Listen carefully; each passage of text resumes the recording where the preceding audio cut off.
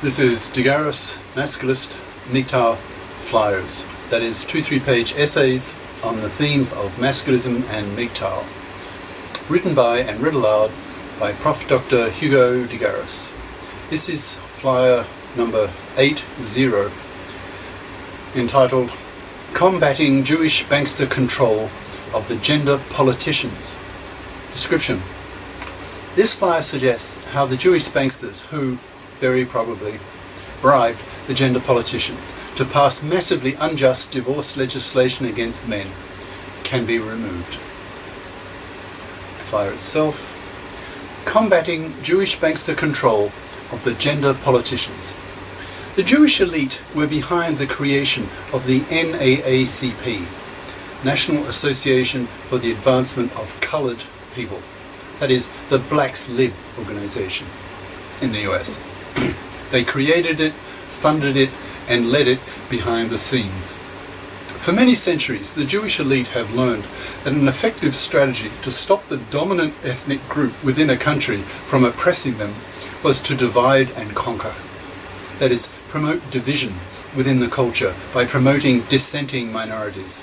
The Brits did this very successfully in their colonial period in the 1800s, for example, with the Indians and the Pakistanis before separation. I don't have any hard evidence yet that the Jewish elite did the same by promoting division between the sexes, by bribing the gender politicians to pass divorce laws so massively unjust towards males that inevitably it would create a massive backlash from men and hence divide the whole population because there are only two sexes. This opportunity, with the early rise of second-wave feminism, must have seemed too good an opportunity for the Jewish banksters who rule the US behind the scenes to pass up. What a wonderfully huge distractor it would be to have half the Goy, non-Jew population pitted against the other half and hence distract them from the fact that the Jewish banksters are stealing their taxes and making debt slaves of them. So you can see why I'm so deeply suspicious that the Jewish banksters were behind the creation of the profoundly misandrous divorce laws of the 70s.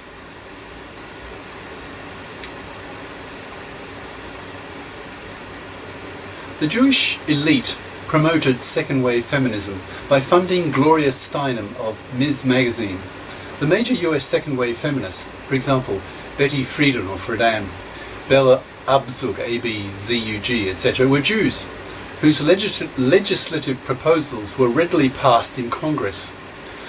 Aaron Russo, that's A-A-R-O-N, R-U-S-S-O, in a YouTube interview, and if you go to the flyer, the text flyer for this video, you will see a picture of Aaron Russo, and with a white triangle you can click on to actually watch the video. It is a really important video. Claimed that the Jewish elite wanted feminism in order to increase taxes. So, let's assume that my suspicion is correct, that the Jewish elite bribed the gender politicians to pass misandrous divorce laws. How can this behind-the-scenes control of the gender politicians be combated and defeated? Pushing directly at the gender politicians may have some effect. They are, after all, politicians and can be thrown out of office if they become unpopular enough. So men need to become more conscious that they're being financially massacred in the divorce courts and learn to block vote against the gender politicians. That is definitely one approach. Another is to stop the bribing of the gender politicians by Jewish banksters who have tremendous power over the politicians.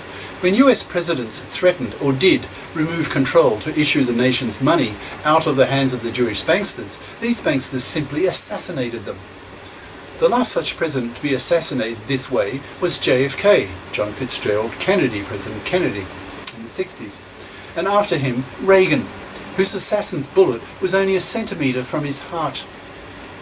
If JFK had gotten his way when he signed Executive Order 11,110, which created a Treasury note instead of a Federal Reserve note, that is, a private company of Jewish banksters note, that is, the dollar bill, issued by the government, interest-free, instead of being issued by the Jewish banksters Fed, with interest thus doubling the debt burden. Then it would have cost the Jewish banksters, particularly the Rothschilds, trillion, with a T, trillions of dollars, literally. So of course they killed him. The Jewish banksters have killed 6 US presidents, 4 successfully, 2 almost. And for similar reasons. These presidents wanted to restore the constitutional assertion that control of the issuance of money should lie with the people, that is the Congress, and not with Jewish banksters, who merely abuse this power for their own massive greed and power. After the Jewish banksters blackmailed Wilson to sign the Federal Reserve Act in 1913, nearly all those politicians who voted against the act lost their next election, because the Jewish, now central banksters, printed money, costing them nothing, to support the election campaigns of the opponents of those politicians. So they lost. The politicians who were elected soon learned that to oppose the Jewish-controlled Fed was political suicide, so these Jewish banksters were then able to bribe them, threaten them any way they wanted. It's in this way that Jewish banksters destroy democracies. The US has not been a democracy for a century. Presidents are selected, groomed and controlled by Jewish banksters. The appearance of elections is merely a sham. The US presidents are mere puppets of the Jewish banksters. Obama was brought in to docilely sign the police state executive orders needed by the Jewish bankster-controlled Illuminati to create a fascist dictatorship of the US. Hence the 800 FEMA concentration camps, the 3 billion hollow-tipped bullets bought by the Jewish bankster-controlled DHS, Department of Homeland Security, the militarization of the police force, the millions of 4-body plastic coffins, the suburban tanks, etc. It looks as though the dreams of the Jewish banksters to fulfill the Talmudic prophecy of ruling the world with their capital in Jerusalem is nearing completion. The economies of the US, Europe and Japan are about to crash into third world levels. All 3 powers had been put into massive, unrecoverable debt by the Jewish central banksters. So, one effective way to get rid of the Jewish banksters is to teach the population that these Jewish banksters hate us, they kill us, they push us into world wars, they largely engineer. They inflate the currency, thus robbing old people of their savings. They make debt slaves of us all with their debt note paper dollar Ponzi schemes. The more one studies the massive crimes against humanity of the Jewish banksters, the more one inevitably hates them. They need to be removed, that is, sent to The Hague, the International Criminal Court, prosecuted as massive criminals against humanity, and then executed.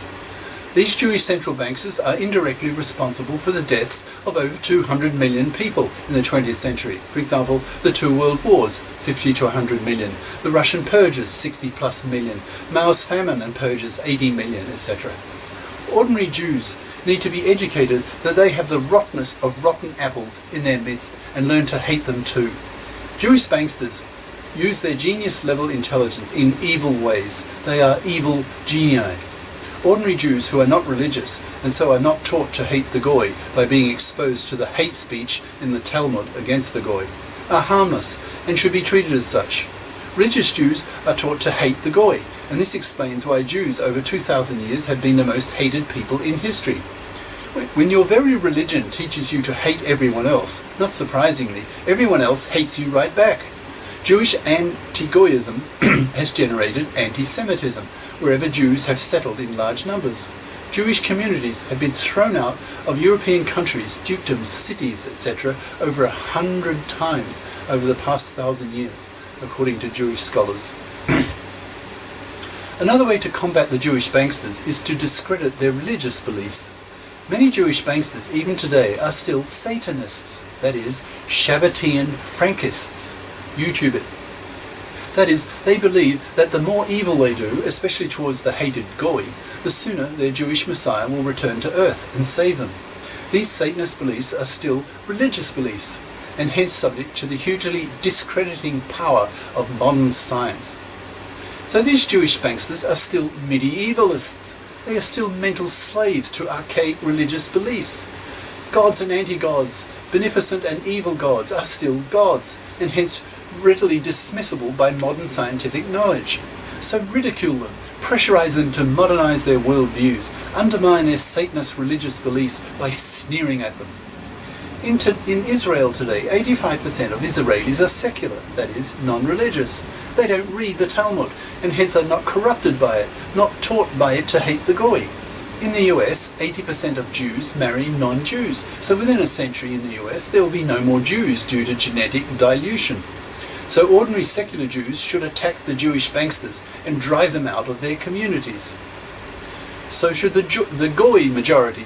The internet is a powerful force to spread ideas and knowledge. The Jewish elite have been trying to control the minds of the Goy for over a century by taking monopoly control of the outlets of information, that is Hollywood, the media, publishing, etc.